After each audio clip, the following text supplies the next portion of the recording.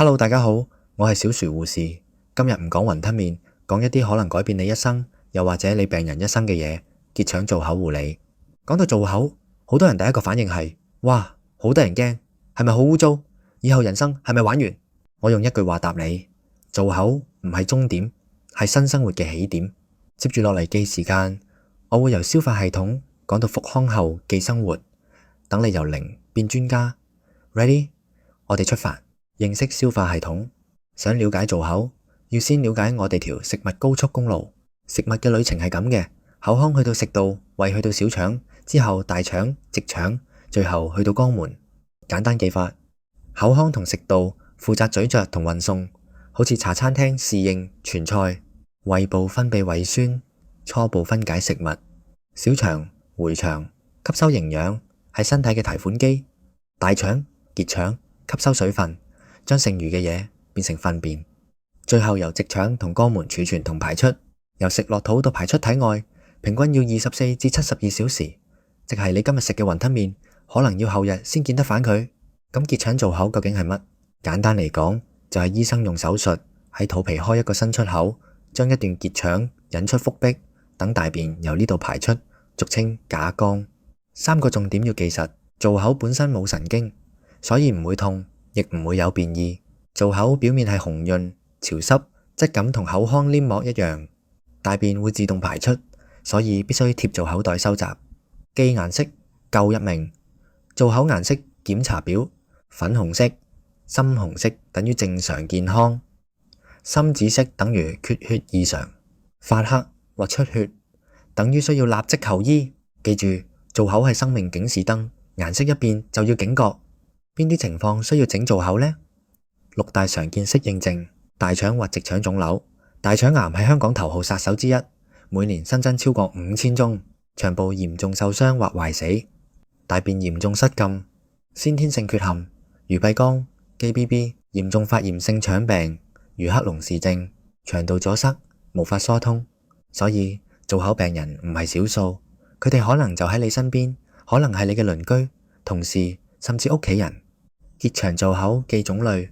造口分3大類，位置決定排泄物質地。升結腸造口係右上腹較液態，橫結腸造口係腹部中央半液狀，降或熱狀結腸造口係左下腹較成形。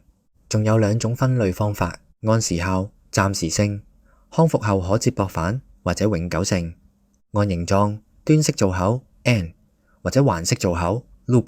小貼士：越接近肛門位置嘅造口，糞便越成形，越接近正常大便。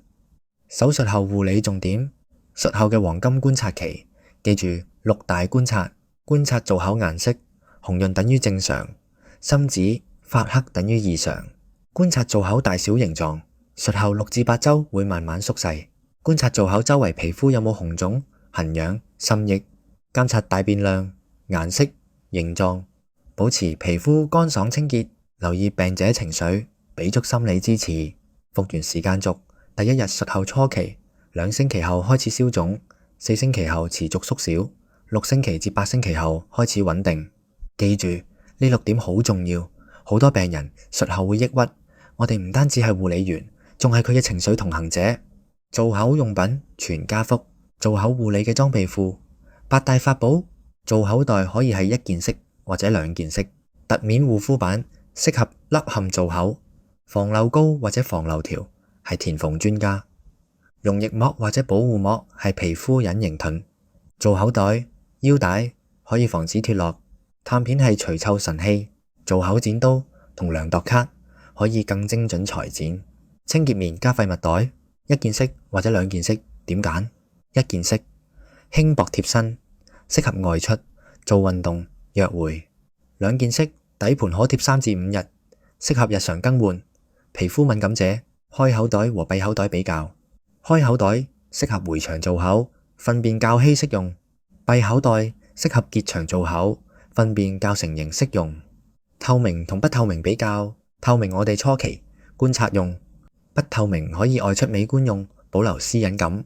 換做口袋6步驟，呢 part 係全堂最重要，考試會考，實務會用，病人會問。換袋前準備5件事：洗手加準備用品，戴上即棄手套，安排病者舒適姿勢，半坐臥位最佳。解釋步驟俾病人聽來，減低焦慮。預備好已剪裁嘅新做口袋，換做口袋6步神技：一手按皮膚，一手由上往下輕撕舊袋，撕袋方向錯等於皮膚撕損。2用清水清洗做口及周圍皮膚，唔需要消毒酒精，清水夠。3用乾毛巾印乾，記得唔好擦，印唔係擦，溫柔啲。4用量度卡度做口大小，留8分1寸空位，太大會漏，太細會勒傷。5底盤對準做口貼上，按壓30秒體溫，幫助黏貼更牢固。6接上做口袋，確認密封，拉一拉，測試先放心。例如撕袋好似撕面膜，唔可以一嘢扯落嚟，要一手按皮膚，一手慢慢撕，由上往下，先唔會拉傷皮膚。日常護理黃金法則：做口袋8分滿就要排空，唔好等爆袋先處理。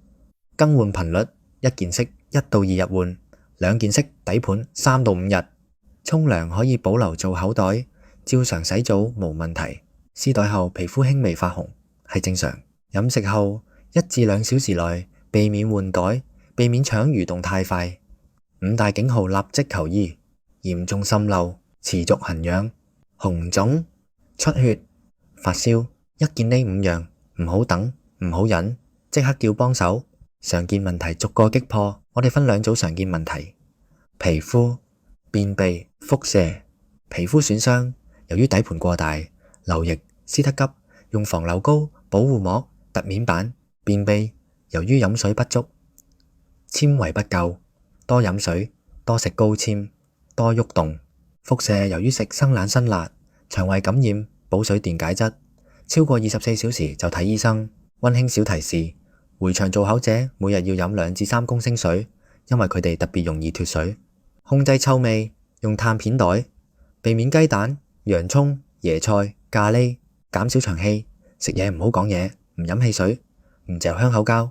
併發症警號：脫垂、回縮、狹窄、散氣、小腸氣，必須立即求醫。推薦食物：乳酪、香蕉、米飯、麵包，係腸道好朋友。康復後記生活，最後一 part 最暖心嘅一 part， 做口人士都可以好好生活。飲食均衡，定時慢慢食，新食物逐樣試。沐浴可以照常洗澡，水柱唔好直沖做口。運動方面可以進行散步、瑜伽、游泳、太極、行山都 OK， 避免劇烈碰撞。工作上大部分工種照做，避免長期搬寵物。旅遊要帶1.5倍用品，分開行李存放。性生活身體康復後可恢復，坦誠溝通最緊要。互助會加入香港做口人協會，與同路人同行。真實例子：我有位70歲嘅婆婆病人，做完做口後仲去咗日本上英，學咗瑜伽，仲識咗一班做口姊妹。佢話做口令佢有重新記生活，成個課程重點一句講晒：觀察顏色，保持清潔，正確換袋，心理支持。做好呢4樣，做口病人都可以活得精彩。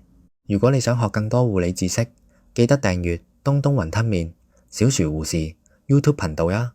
最後送大家一句：做口唔係終點，係新生活嘅起點。我係東東雲吞麵小薯護士，下堂見，拜拜。